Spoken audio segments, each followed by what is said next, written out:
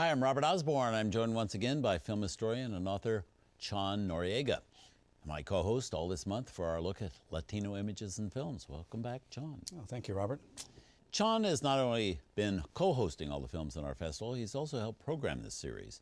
And the next film he suggested we should include is the 1987 biopic starring Lou Diamond Phillips as legendary Mexican-American musician Richie Valens. It's La Bamba, written and directed by Luis Valdez.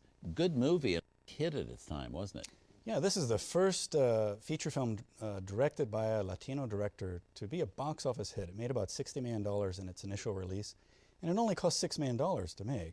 Big profit. So in terms of the profit, yeah, it really signaled the possibility of what they were calling a Hispanic Hollywood, which would be films that would be about but also made by Latinos, but aimed at a general market.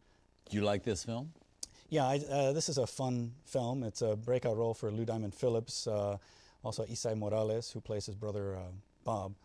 And one of the motivations for it by director Luis Valdez was quite simply to just let people know that Richie Valens was Mexican-American. His name had been, Ricardo Valenzuela, and had changed it. And part of the irony of the film is, he changes his name to Richie Valens, and then has a major top 10 hit sung in Spanish. It becomes the first top 10 popular chart song in Spanish. And then as a double irony, Richie Valens couldn't speak Spanish. He had to learn the song phonetically. That's true. So what Luis Valdez was trying to do is really just capture the contradictions and the complexities of Latinos in the United States, and in particular their crossover into the mainstream, which is something that has been very central to his concerns, but also to his career as a filmmaker. Let's talk a little about him, where he started out. Well, he actually starts as the founder of El Teatro Campesino, or the Farm Workers Theater, in 1965, and he forms it in California as the cultural arm to the United Farm Workers, which was founded by Cesar Chavez and Dolores Huerta. And in the first few years, they would actually perform on the back, the flatbed of pickup trucks to farm workers as a way of informing them about the issues, trying to organize them in forming a union. He would then take these forms and try to bring them into mainstream context.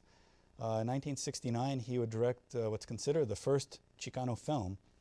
It's a short film. It's an adaptation of an epic poem called I Am Joaquin, and in some ways is seen as the beginning of what would later be called Chicano cinema, and then around the time of this film, Hispanic Hollywood. Well, let's have a look at this movie. Really entertaining film.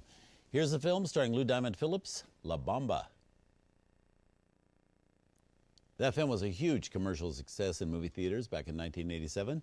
Back with me to discuss it and its significance to our Latino Images in Film Festival is my co-host, Chon Noriega, who spent many an hour studying Latino images in films, I must say.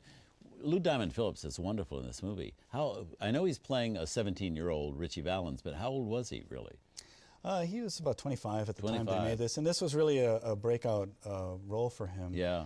He's identifies himself as of Hawaiian Filipino background, but he's played a number of Latino characters, and I think has been largely accepted as someone who's able to do that quite capably. Yeah, I saw him on Broadway in The King and I with Donna Murphy, and he was terrific in that.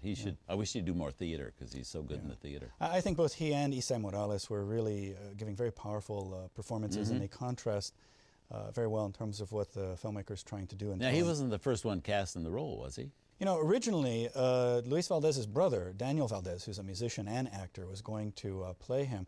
But it took 15 years to make the film, and by the time they got the financing, he was much too old to play a 17-year-old. But in Zoot Suit, you really see just an amazing and powerful presence on the screen, and unfortunately... By Daniel Valdez, who really didn't get a chance to have any follow-up roles to that. Yeah. This movie was so successful and so entertaining. Why do you think people haven't jumped on that bandwagon and made more? Well, they did to a certain extent, because Latino music has always been a point of crossover in American culture, going back to the earliest recordings. And around the time of this film, you have crossover dreams, you also have Mambo Kings, and probably the other really high-profile film along with La Bamba would be Selena. Oh, sure. unfortunately, in that case, as with La Bamba, based on the tragic, very Right. early death of a Right. crossover performer, Yeah. as with Richie Valens. Any that you know of that are coming up? Not offhand, but it's certainly an area that could be explored much further, I think. Yeah, absolutely. Well, let's move on.